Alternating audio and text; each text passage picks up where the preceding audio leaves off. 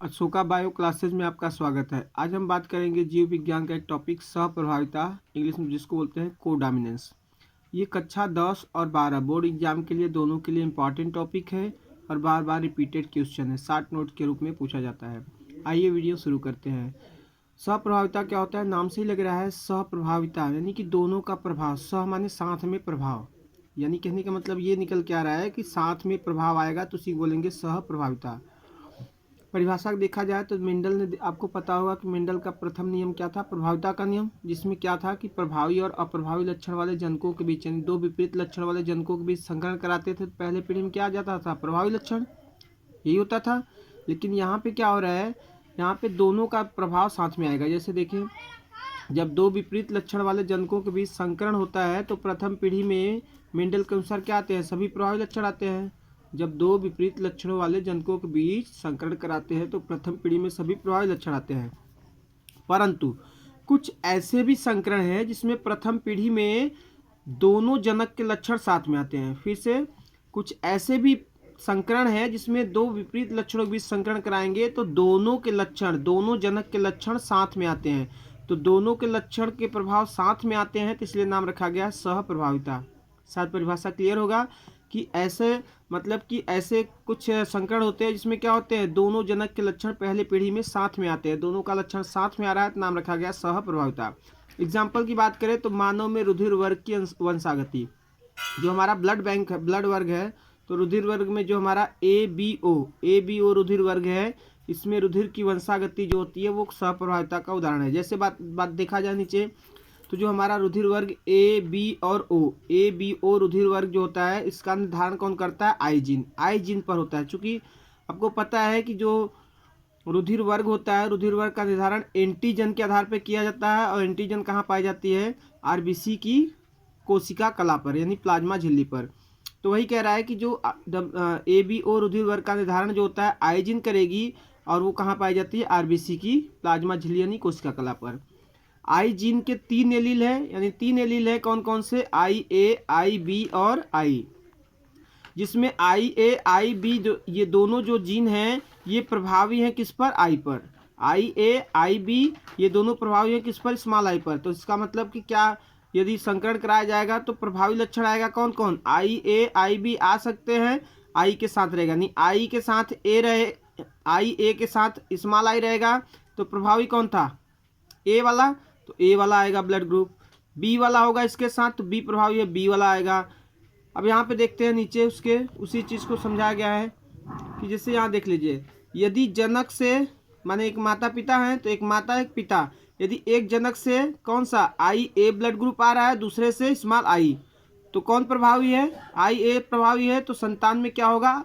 ए रुधिर वर्ग, यानी आई ए, यानी कि ए रुधिर वर्ग आएगा। नहीं माता से या पिता से किसी से आई ए है और अगले वाले में क्या है? स्मॉल आई, तो आई ए प्रभावी है, तो ए ब्लड ग्रुप किस में आएगा? संतान में। यदि जनक से क्या है? बी आई बी, किसी से भी माता या पिता से किसी से आई बी आ रहा है और किसी में आई है स्मॉल आई, तो कौन? बी, आई बी प्रभावी था, तो इसमें संतान में कौन सा आएगा? बी रुधिर वर्ग आएगा। यदि इस जनक में से किसी एक का ब्लड ग्रुप क्या है? ए है, तो उसका एलील होगा आई ए, और दूसरे का क्या है? बी है, तो उसका एलील होगा आई बी। तो यदि आई ए और आई बी, माता में या पिता में आई है, आई ए, और अगले वाले में आई बी है, तो जो संतान होगा, संतान में दोनों के आएंगे लक्षण, यानी कि संतान में कौन सा ब्लड ग्रुप आएगा? ए और बी। तो सीधी सी बात है, देखिए माता से ये, पिता से ये, तो दोनों के लक्षण साथ में आ रहे, ए बी दोनों रुधिर वर्ग साथ में आ रहा है संतान में, तो दोनों के प्रभाव साथ में आया तो नाम दिया गया सहप्रभाविता। आइए अब एक दूसरा एग्जांपल समझते हैं। जैसे दिए, कभी कभार पूछता है कि माता में ये कोई ब्लड ग्रुप, पिता में कोई ब्लड ग्रुप, तो संतान में क्या होने की संभावनाएं हैं? इस एग्जांपल समझते हैं।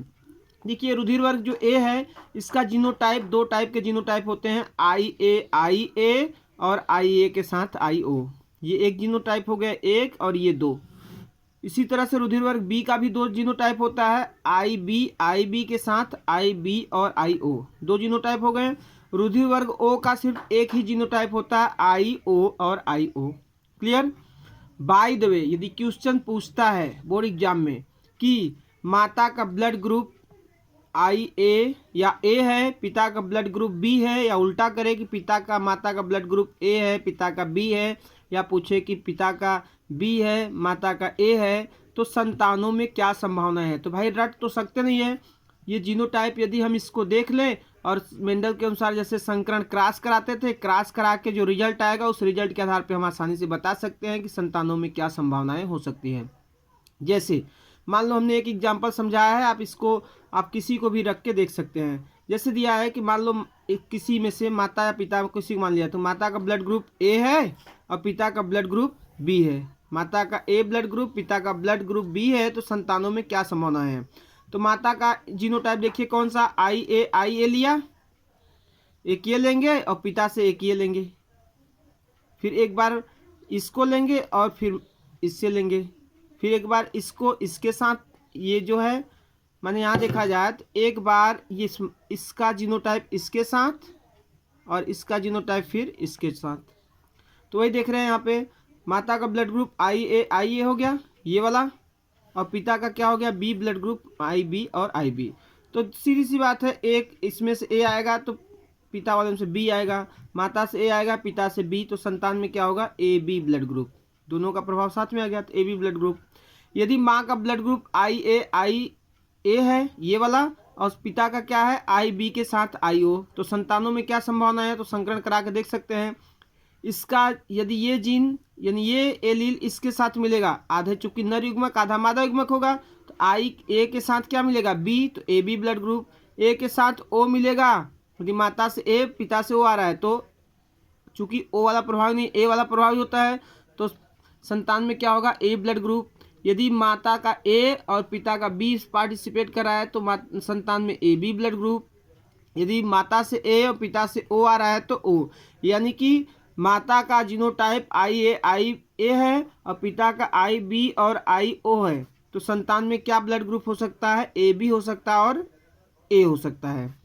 इसी तरह से एक और जीनोटाइप इसी का देख लें। जैसे यहाँ पे ऊपर देखे थे हम लोग, क्या था, एक बार इसको माता ये पिता, फिर ये माता ये पिता, ऐसे एक बार ये माता और ये वाला पिता लेंगे, इसको इसके साथ लेंगे, फिर इसको इसके साथ। जैसे यहाँ पे नीचे एग्जांपल्स देखते हैं, माता का ब्लड ग्रुप देख सकते हैं, माता का ब्लड ग्रुप आई ए और आई ओ है, पिता का आई बी है। तो आई ए के साथ ये माता से ये पिता से आएगा तो ए बी होगा, ए ये माता से ओ और पिता से बी आएगा तो बी ब्लड ग्रुप होगा, माता से ए पिता से बी आएगा तो ए बी, यानी कि माँ का ब्लड ग्रुप आई ए और आई ओ होगा, तो पिता का आई बी और आई बी होगा, तो संतान में ए बी ब्लड ग्रुप हो सकता है और बी ब्लड ग्रुप। इसी तरह से माता में ब्लड ग्रुप कौन सा है, यदि आई ए आई ओ है, पिता का आई बी के साथ ओ है, तो संतान में क्या संभावना है, ए ब्लड ग्रुप हो सकता है, बी ब्लड ग्रुप हो सकता है, ए बी ब्लड ग्रुप हो सकता है और ओ ब्लड ग्रुप। तो इस तरह से जैसे एक का हमने संकरण बताया, तो ऐसे आप सबका जीनोटाइप करके बारी बारी से खुद से सेल्फ स्टडी कर सकते हैं कि यदि माँ का ये पिता का ये, या माँ का ये पिता का ब्लड ग्रुप ये, या माता का ये पिता का ब्लड ग्रुप ये है, तो क्या जीनोटाइप हो सकता है। तो आप अपने से प्रैक्टिस करिएगा। वीडियो समझ में आया होगा तो कमेंट करिएगा, ना समझ में आया होगा तो बताएंगे, इसको फिर से हम इसकी प्रक्रिया को आगे बढ़ा के बताएंगे, लेकिन आप इसको अपने से करेंगे तो बेटर रहेगा, नहीं तो ऐसे रटेंगे, ऐसे आपको परमानेंटली अपने से खुद समझ में आ जाएगा। तो वीडियो ज़्यादा से ज़्यादा लाइक शेयर सब्सक्राइब कीजिए। धन्यवाद।